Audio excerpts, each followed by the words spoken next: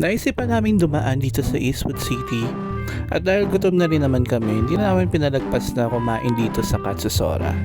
Dito lang sila located sa second level ng Eastwood Mall. At ayan na nga, isa sa dahilan kung bakit dito kami kumain dahil meron silang unli salad. At syempre dahil unli nga, susulitin.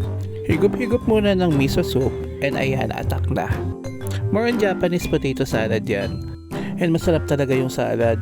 Yan nga lang yung kinain ko dun. It's a prank! Siyempre hindi tayo makukontento sa salad-salad lang, no?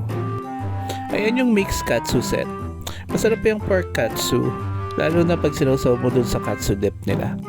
Only rice nga din pala dito. Next naman yung chicken katsu. Siyempre yung paborito ko, shrimp katsu. Kasi yan sa mga na-enjoy ko kasi may hilig talaga ako sa shrimp.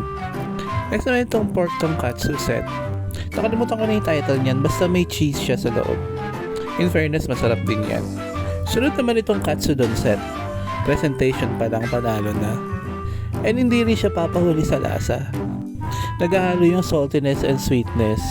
Siyempre may konting pagpapanggap. Kasama sa salad bar nila yung mga fruits.